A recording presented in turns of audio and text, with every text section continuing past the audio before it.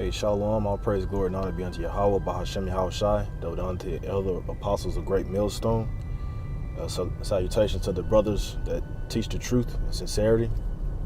This is Bun Yum Yum, great millstone, Mississippi, here in Nashville, Tennessee, going to visit the infamous Andrew Jackson's home slash plantation, all right? He called it the Hermitage. And when you look up that word hermitage, it goes back to kind of like a hermit crab when it goes into its shell, so to speak.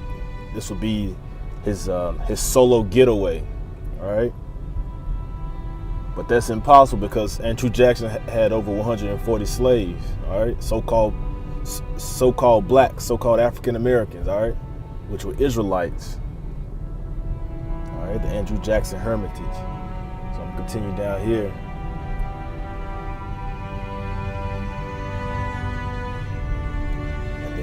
Most High willing, through the Spirit, I'll be able to get access and get images, get video, whatever the case may be, through the Spirit of Yahawashi, Yahawashi. All right, so with that, see you on the other side. Shalom.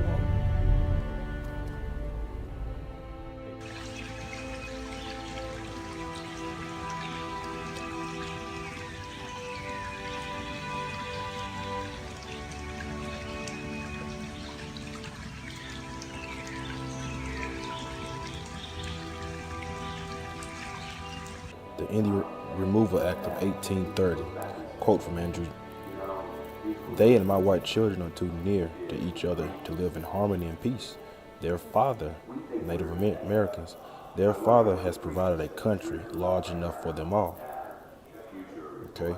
As President, Andrew Jackson advocated and signed the Indian Removal Act, which passed in Congress by a small margin after intense debate. Although the controversial law did not order the physical removal of Indians, it established removal as policy and authorized the U.S. to negotiate treaties for relocation, covering all costs of travel and resettlement. All right, that's the craftiness of the so-called white man. All right, to cover the cost for travel and resettlement. So if you cover the cost for travel and resettlement, what do we have the Trail of Tears for? Why were 1 out of 4 North American Indians killed going along that path, man? All right, so this is further proof that the so-called white man is the devil that the Bible speaks of, man.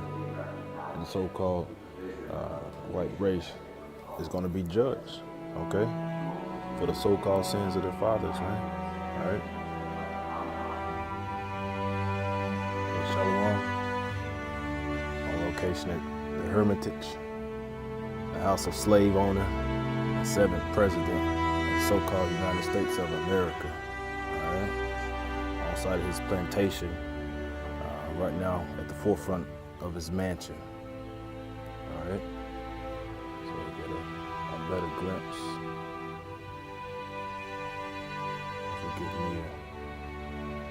All right, but this president, the 7th president of the United States, okay, who held captive the children of Israel, all right, who was a main partaker in the Indian Removal Act, okay, Andrew Jackson, a horrible, evil, wicked man, all right, with a horrible, wicked, evil soul, who looked at the so-called Israelites, who looked at the so-called Negroes, Latinos, and Native Americans as an inferior people, man.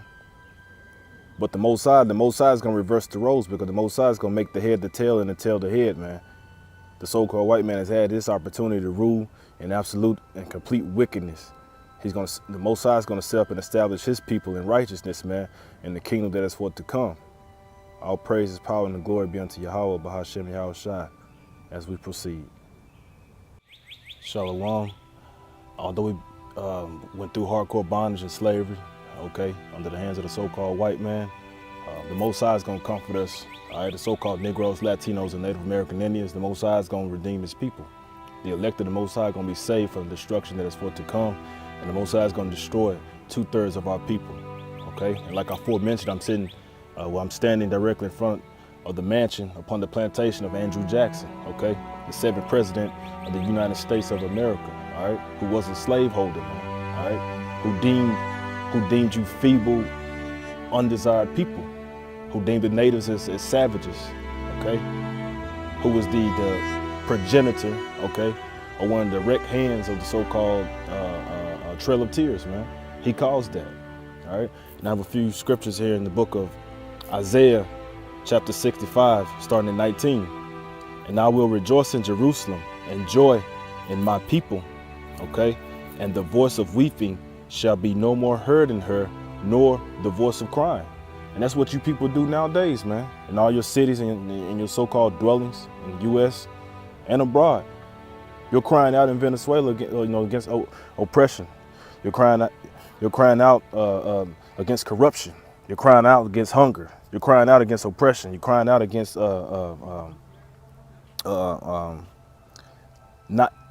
not being equal. All right, but the day gonna come when the Most High is gonna wipe the tears from your eyes. The day's gonna come, you're gonna cry out to the Most High and say, "The water, Yahawashi, Yahawashi." You're gonna thank Him, all right, because He is our salvation. He is our caregiver. He is our judge. He is our Lord. He's our Creator. He's our Father. Okay. I'm gonna continue. Isaiah 65 and 20. There shall be no more thence an infant of days, nor an old man that hath not filled his days. For the child shall die 100 years old, but the sinner being 100 years old shall be accursed.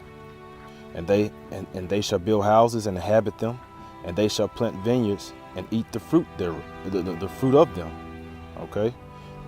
They shall not build and another inhabit. They shall not plant and another eat. For as the days of a tree are the days of my people, and mine elect shall long enjoy the work of their hands. All right. So the slaves that built this mansion here that you see right here, all right, the slaves that planted these trees, that tilled this ground, that's going to be a recompense. But that recompense comes from the Lord. That recompense coming from Yahweh Bahashem Yahawashi. Yahweh meaning the Most High God, whose true name in the Hebrew is Yahweh. All right, not Dios, not God, not Jehovah. Okay, and His Son Yahawashi. Okay, whose name is not Jesus, not Jesus, not Yeshua, none of that. All right, then even if you pay attention here, it's further proof that the so-called white man is the Greeks and the Romans. Because if you look at these pillars upon this house, right? If you check out these pillars, even the diagram stated that these pillars were to replicate ancient Grecian society. See if I can get it.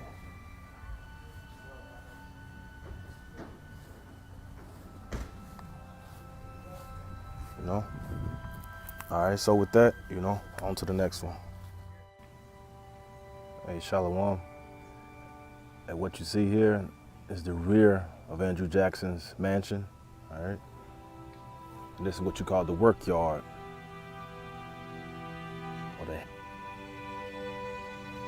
We're on site at what Esau called the work yard. Okay. The world behind the mansions. What I'm going to do, I'm going to walk over here to one of the slave cabins. Let's see if I can get a peek inside to get a view of what it looked like. According to Esau, a 20 by 20 foot cabin is sufficient. It's like Esau's over here.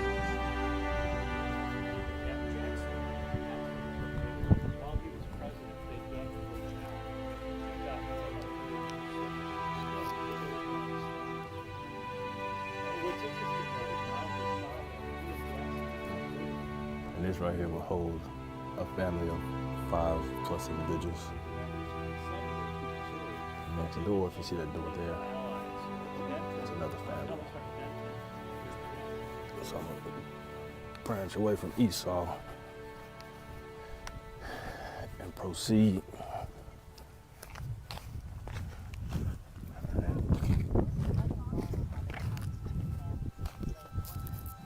And on this plantation, Esau,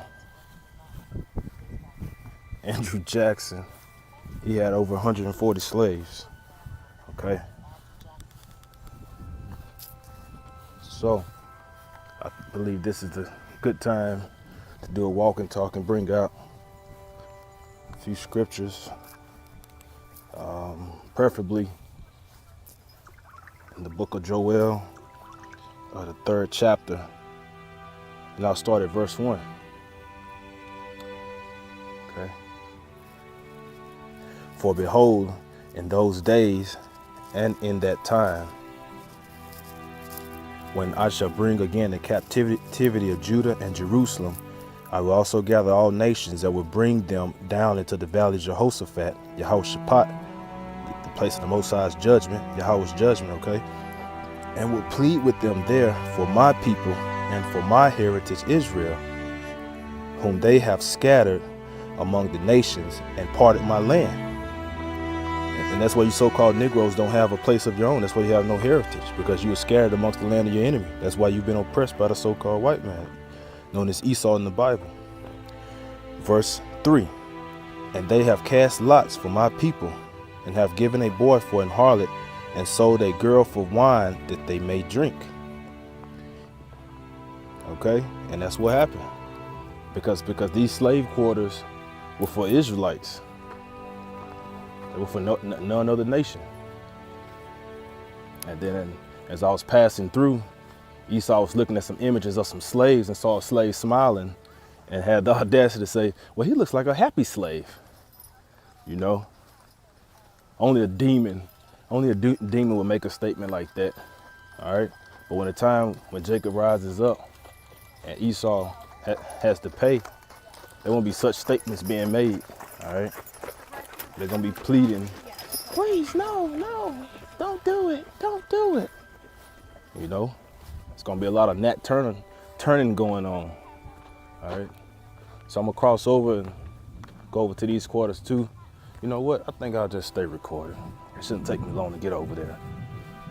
But yeah, so through the spirit of Yahawashi, you know, the Most High has it set up to where the prophets in these last days are bringing out his true word. All right. And right now I'm walking where slaves walk. I'm in an area where actual slaves were, you know, and we all know it. And we all can say, yeah, you know, the so-called white man had Judah in slavery. He killed the Native American Indians. He slaughtered out the Hispanics. You know, we can all say that. But to touch these houses, to see these houses, to see the pride of the so-called white man, because inside his mansion, his whole theme is straight Grecian. All of his wall paintings are straight out the Greco-Roman Empire. Pillars, ponds, you know, everything is straight Grecian, man. Proving that these are those same people, the enemies of Israel. So I'm gonna get another recording here.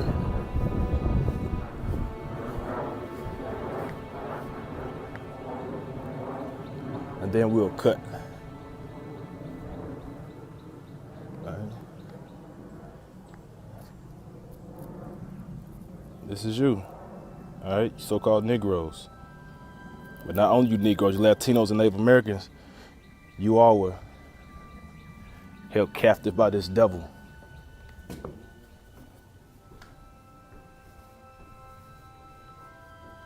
The slave interior. So these are the quarters, man. And you gotta understand, this isn't no studio apartment. This wasn't a one bedroom house for a bachelor, man. Because when Jake had kids, man. This was a household of a father, of a mother, you know, and 5 to 10 kids, man. My grandparents had 12 to 14 kids when they lived.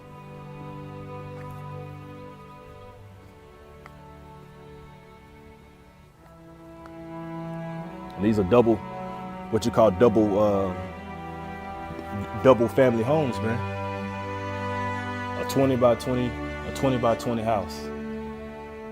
Let's see what this is. I'm just trying to get a video and glimpse of everything while not making this too long. And the headspace in this house, man, you have to duck to get up underneath the beams. Look how close I am to it, man. And these are the conditions. This was the second family there. All right.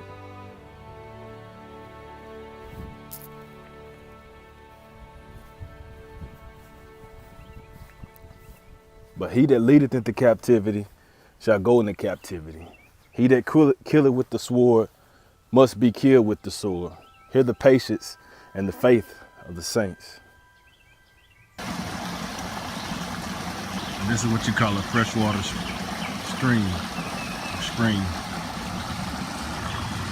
This is what the Gadites used as a water supply before the so-called white man came along and took their land from them. After the so-called white man took their land from them, that's when he utilized this spring, okay, for his household use and purposes, and for also for the slaves.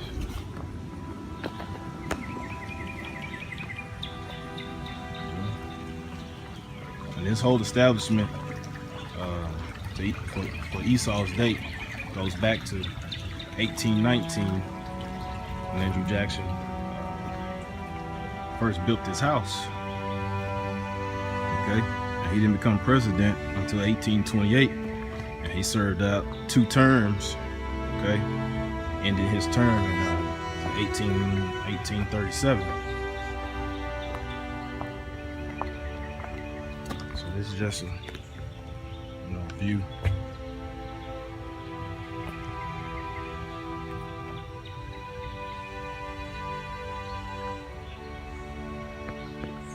The edification is there and it's made